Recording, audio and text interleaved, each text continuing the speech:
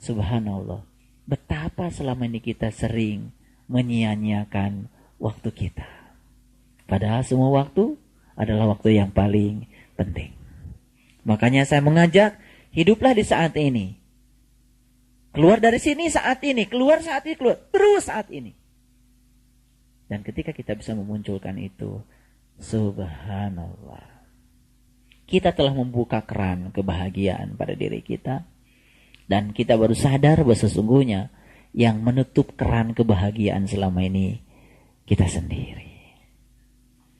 Lalu kita sering mencari alasan karena orang lain tidak berbuat seperti yang kita ingin. Itu artinya kita masih menitipkan saklar kebahagiaan di tangan orang lain. Sekarang bismillahirrahmanirrahim. Tangkap saklar itu sudah ada di dalam diri saya. Kamu mau melakukan apa pada saya, tak akan mengganggu saya. Karena saklar itu sudah ada pada diri saya. Tidak aku letakkan pada dirimu. Dan setiap saat saya akan tetap bahagia. Cerdas? Dahsyat? Sangat dahsyat. Rasakan setelah keluar dari sini, perlahan yang saya kasih tahu, diamalkan, kita akan merasakan hidup kita akan lebih berkualitas dalam segala hal. Inilah sebetulnya buahnya ngaji. Buahnya ngaji itu adalah akhlak. Akhlak itu harus diawali dengan pola pikir. Kalau kita mikirnya sudah benar, maka tindakan kita juga akan benar. Inilah bekal yang harus dimunculkan ya kepada kita setiap saat. Sekarang mari kita lihat Quran surat Ibrahim ayat yang ke-10. Itu pemanasannya sudah 1 jam. Berkata rasul-rasul mereka, qalat rusuluhum, apakah ada keraguan-raguan terhadap Allah, pencipta langit dan bumi? Dia menyeru kamu untuk memberi ampunan kepadamu dari dosa-dosamu dan menangguhkan ya siksamu sampai masa yang ditentukan. Jadi seorang utusan Allah itu peran utamanya tiada lain adalah membebaskan segala keraguan-raguan yang sering menyelimuti kita. Sebetulnya wujud keraguan-raguan itu diantaranya adalah yang 4 tadi. Itu sebagai perwujudan keraguan-raguan juga. Kita sering merasa tidak berkecukupan. Sebetulnya itu adalah keraguan terhadap apa yang Allah takdirkan untuk kita. Kita tidak percaya kalau apa yang sedang kita alami saat ini, itulah kadar kita. Itulah pilihan yang terbaik dari Allah untuk kita. Kita ragu kepada Allah. Seakan-akan apa yang terjadi sekarang itu bukan yang terbaik untuk kita dari Allah. Lalu kita berangan-angan untuk mencari yang di luar itu. Padahal yang nyata untuk kita yang ada di hadapan mata kita. Sering begitu kita. Sering. Dan keraguan-raguan itu menyelimuti kita setiap saat. Akibatnya apa? Keraguan-raguan itulah juga yang menyebabkan kita menjadi tidak cerdas di dalam mengelola harapan. Lalu kita membiarkan diri kita diombang-ambing oleh keinginan kita. Tanpa kita tahu bagaimana membatasi keinginan agar keinginan tidak menjadi Tuhan kita. Lalu kita sering dipaksa oleh keinginan kita dengan kata harus. Pokoknya harus ini, pokoknya harus itu, pokoknya harus, pokoknya terus harus. Ketika kita dalam hidup masih didominasi oleh kata harus yang dimunculkan oleh diri kita sendiri, semakin sering mengatakan kata harus, sesungguhnya kita sedang membiarkan diri kita dipertuhan oleh yang namanya penderitaan. Saya kasih tahu, imunisasi yang paling dahsyat agar kita, jiwa kita itu tidak mudah terombang-ambing oleh cuaca buruk di luar diri kita adalah merasa berkecukupan. Terutama merasa cukup dengan Allah. Kapan seseorang merasa cukup dengan Allah? Ketika dia tidak ragu lagi kepada Allah. Dia yakin apapun yang terjadi, itulah bagianku dari Allah. Itulah kasih Allah yang luar biasa untukku. Jangan menganggap kesulitan itu sebagai penderitaan. Karena kesulitan adalah kasih Allah. Dan jangan menganggap kesenangan itu adalah merupakan suatu kebahagiaan. Karena bisa jadi kesenangan itu adalah Allah sedang menguji kita. Banyak orang yang sukses diuji dengan kesulitan. Tapi banyak orang yang gagal diuji dengan kesenangan. Kenapa kita masih memilah dalam hidup ini? Kalau kita bandingkan diri kita dengan tetangga kita, kita bandingkan ekonomi kita dengan ekonomi orang lain, tidak perlu. Jadilah diri kita sendiri. Karena itu yang terbaik bagi kita. Maka kuncinya adalah merasa berkecukupan dengan menghilangkan segala keraguan-raguan yang ada pada diri kita. Mulai sekarang, hilangkan semua keraguan pada Allah. Dan yakin apa yang terjadi pada diri kita saat ini adalah pilihannya yang terbaik untuk kita. Saat ini juga kita akan merasa berkecukupan. Baik, yang berikutnya. Ya. Apakah ada keraguan-raguan terhadap Allah? Ya, pencipta langit dan bumi. Dia menyeru kamu untuk memberi ampunan kepadamu dari dosa-dosamu. Saya ingin kasih tahu.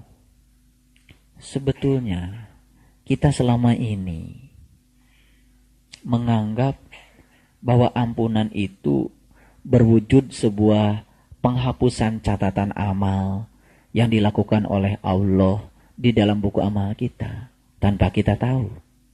Padahal sesungguhnya ampunan Allah itu nyata dan terasa oleh kita.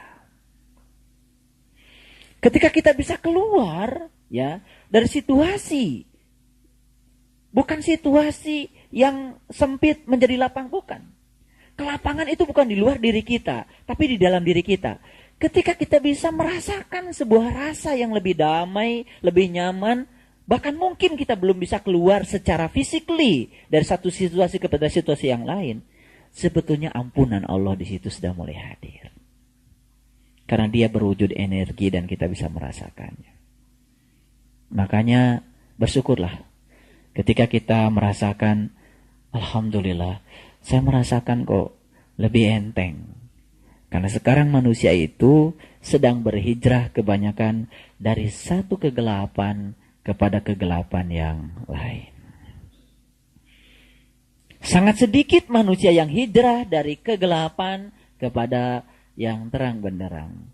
Sebab untuk hijrah dari situ diperlukan pengorbanan. Makanya kita saksikan di mana-mana yang ada adalah kebencian, kemarahan, iri hati, bahkan banyak orang ya hanya untuk ya mengukuhkan ego keyakinannya. Lalu dia merasa berhak untuk menjustifikasi keyakinan orang lain. Dan dia seperti berhak untuk menyakiti siapapun karena dia merasa sebagai yang terbaik untuk dirinya dari Allah.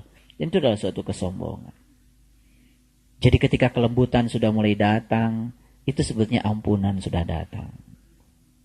Ketika kebijaksanaan sudah mulai datang, kearifan sudah mulai datang, itu artinya keampunan sudah mulai datang.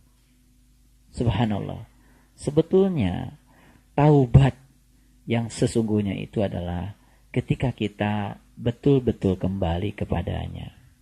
Bukan nangis, bukan apa, tapi betul-betul kembali sebagaimana kita adanya saat dimana kita belum dilahirkan ke sini. Makanya taubat yang sebenarnya adalah saat dimana kita menyatukan diri kita dengan Dia. Itulah taubat. Subhanallah. Sekali lagi saya ingin menyampaikan selamat bahwa kita telah dipilih oleh Allah untuk mendapatkan ini. Mudah-mudahan kita bisa menjadi orang-orang yang amanah. Baik, kita teruskan. Mereka berkata, siapa mereka di sini? Ini kan surat Ibrahim itu lebih banyak percakapan antara ya Rasul dengan orang-orang yang anti Rasul, yang menentang. Mereka dihadirkan memang untuk membuat sang Rasul menjadi besar. Seperti negatif dan positif. Jadi kehebatan Nabi Muhammad di situ. Mampu mengharmonikan negatif dan positif menjadi cahaya. Jadi tugas kita adalah mengharmonikan positif dan negatif menjadi cahaya. Tuh. Ya. Jadi kalau, Pak, saya gelap terus. Nah, itu belum harmoni positif dan negatif. Baik, kita teruskan. Ya, kamu tidak lain hanyalah manusia seperti kami juga. Kamu menghendaki untuk menghalang-halangi kami dari apa yang selalu disembah nenek moyang kami. Karena itu datangkanlah kepada kami bukti yang nyata. Jadi sebetulnya kesulitan manusia sekarang ini adalah keluar dari persepsi dan literatur masa lalunya. Kita belajar agama, mohon maaf, kebanyakan bukan dari kitab suci. Kita belajar agama kebanyakan dari literatur yang ada, yang sudah menjadi pola pikir masyarakat kebanyakan. Jadi ketika saya mengajarkan amal soleh itu apa, menurut Quran, sulit kita menerimanya. Karena kita sudah diajarin yang namanya amal soleh itu sebagaimana yang kita persepsikan selama ini. Jadi berikut di Quran ada kata-kata, "Waman kana yarju liqa'a rabbihim falyamal amalan solihan." Barang siapa yang ingin jumpa dengan Tuhannya, lakukan amal soleh. Sulit menerima itu. Sulit menerima itu. Padahal itu statement yang sangat jujur. Tapi karena kita dibelenggu oleh pengertian amal soleh sebagaimana yang berkembang di masyarakat pada umumnya. Itu turun-temurun dilahirkan oleh nenek moyang kita. Lalu ketika ada revolusi pemikiran, nah orang yang melakukan revolusi itu dianggap sedang melakukan upaya menghalang-halangi apa yang diajarkan oleh nenek moyang kita. Lalu apa yang terjadi? Dan kita lakukan, wah, ini penistaan. Ini adalah penodaan. Sangat relatif. Penistaan kata siapa? Penodaan kata siapa? Nah, Allah itu tidak pernah ya merasa dinistakan dan merasa dinodai. Allah itu maha segalanya. Semua orang beriman tidak akan mengubah kemuliaan Allah. Semua orang kafir juga tidak akan mengurangi kemuliaan Allah. Sebetulnya apa yang kita lakukan itu untuk diri kita sendiri. Itu sebabnya spiritual itu sangat individual. Makanya kita tidak berhak untuk memaksakan keyakinan kita pada orang lain. Dan kita juga tidak berhak orang lain agar mengakui keyakinan kita. Lana a'maluna walakum a'malukum. Sendiri-sendiri. Jadi sebetulnya kita ini sekarang sedang melihat ya produk dari proses pendidikan agama. Saya tidak mau menjustifikasi pendidikan agama selama ini prosesnya seperti apa. Lihat saja hasilnya.